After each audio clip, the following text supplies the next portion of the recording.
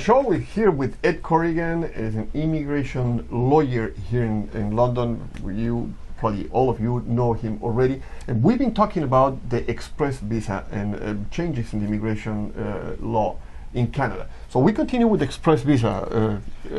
The express entry program kind of deals with skilled worker employment. It also deals with the in-Canada experience class and some other programs that there are programs for like people who are self-employed, people who are have tradesman skills and stuff like that. So all of them are included in the express entry. They're sort of hidden under there. There's all sorts of rules, so it's quite complex, and quite frankly, even a lot of lawyers and are having trouble with it because it is sort of designed for that Canada employers can cherry pick skilled workers and bring them here.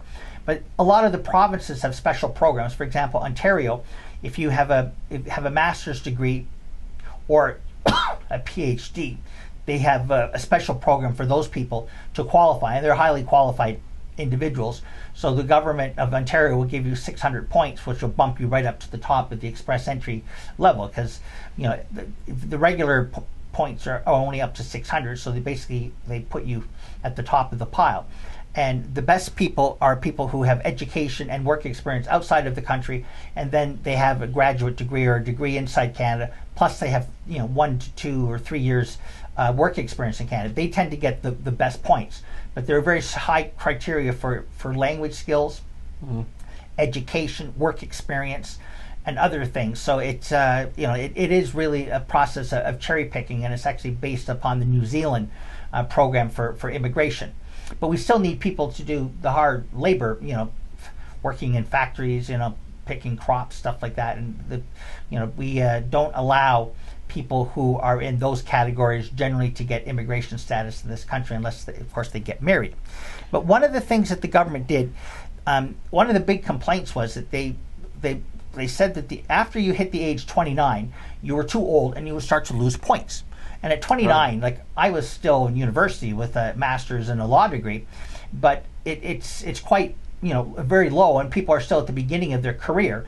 And so there was a heavy criticism of that policy, which I think was quite absurd. Interestingly, the government did not get rid of the age to 20, so they're trying to still recruit younger people. But what they did is to offset the age disadvantage of people who are older, they give you an extra 200 points for management experience. So, seniority and your experience actually does give you 200 points, which in turn more than offsets the loss on age points. So that is a good thing. So I think that they've come up with a pretty good, rationale and sort of a balance between the two priorities, which is youth and, of course, experience. Well, express entry is, as I said, it's quite complicated. And there is all sorts of rules and stipulations and some exemptions. For you to hire a foreign worker, you have to advertise the job. And then if somebody applies for it from outside the country, then you have to justify why that person is going to be is the desirable person. So you have to have heavy advertising of the position. And then you also have to go to Human Resources Skills Development Canada, and you have to get what's called a labor market impact assessment. And that means that there is no adverse impact in Canada, that there's no Canadian or person who has a work permit here qualified to do the job, and they will allow that person to come in. And they give you a lot of points if you have a labor market impact assessment that's positive, and they will allow you to come in. But it's very hard to do that. The companies have to pay a $1,000 fee to apply for the labor market impact assessment, and they also, as I said, have to justify to Human Resources Skills Development Canada and Service Canada that there is nobody that can do the job, and that is very difficult. And you can't have special criteria. You have to speak Swahili or Spanish to do the job. You have to speak English and French. You can't have things that will restrict. You can say we want 5 years experience, we want this and that, but you cannot put in limitations that will allow friends or relatives or somebody to get the job and do things. So there's, you have to meet that somewhere in the middle. So you have, a lot of restrictions on it.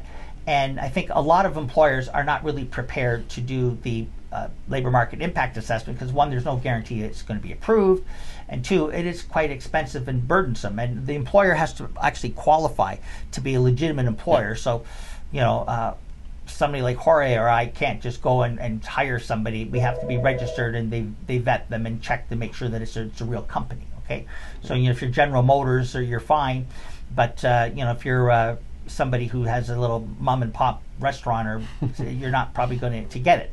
Now, what's interesting is if you are a post-grad work permit a candidate and you graduate from a program for a recognized school for 2 years, you get to work here for 3 years. It's called an open post-grad work permit. And then there are special exemptions that if you're working for a company for 2 or 3 years, they like you, they want to hire you because they know you, you've got the experience, you've proven yourself that you're a good employee. Then they waive the advertising requirement, and they waive the requirement for the labor market impact assessment. So that makes it a lot simpler. So recent graduates who graduated from Western University or some other Fanshawe College or other colleges in Canada, but they have to be approved. So a hairdressing school or Jorge's auto body mechanic shop is not going to qualify. It has to be a registered college or university, and there's a list that the government has listed the approved schools. So that's exactly because I was going to ask you. Okay, it's different if I'm a professional coming or if I'm a student, and if I'm a student, international student here in Canada. So that's the best way. It's called the In Canada Experience Class category. And between education, you get points, and you get points for work experience here. So very good.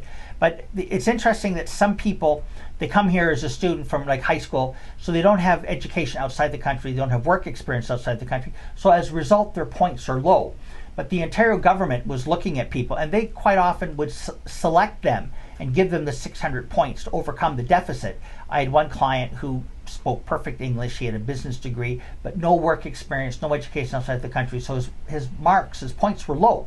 But the government gave him an offer anyways because he was an excellent candidate, with perfect English education, a business degree, and excellent work experience. Even though his points were not, high, yes, yeah. They gave him they selected him so he would get processed for landing. So that is a way where the province and other provinces can sort of give people a benefit. Ontario is the prime source, or people want to live here, but there are other provinces where, like Saskatchewan, Manitoba, they have little different rules and sometimes a little easier to get qualification and get picked by the province in those provinces. And at one time, Alberta was very high. They were issuing work permits for people to work in McDonald's or Tim Hortons because they couldn't get anybody to do the jobs. They had to pay them a lot of money because the oil sector was very high. But now the oil sector has sort of cooled off a lot, and a lot of the jobs are gone. So people now are coming back to Ontario or to other parts of Canada so that they can get a good job. So it was, but it's very interesting how the economy responds, and then how immigration has to respond to that. Because at one time, we had skilled worker program, people qualified, they were put in the queue, they were accepted, but we had 800,000 applicants in the system that were all approved. And what happened, it delayed the approval, and all of a sudden we had approved like mechanical engineers to work in the car industry, but the car industry collapsed, and all of a sudden the jobs disappeared, and there was a lot of unemployed, Canadian, mechanical engineers looking for work. So what the government, the Conservative government did, and I don't think they had much choice, was they basically got rid of 800,000 applications, had to return the money, and then they just took the ones at the top and processed them. But there's 800,000 people, and it was taking 5-6 years or more before those people were being processed. So they had to eliminate the backlog. Now they have quotas, so once the quota is met each year, it resets to zero, and they start next year with a new quota, and they're trying to adjust their programming to match the needs of the economy. Okay, so there you go. Express visa, express entry to Canada, and their changes. We're going to go for a small break, and when we come back, we're going to continue. We're going to talk about family reunification visas. Okay, we'll be back in 1 moment.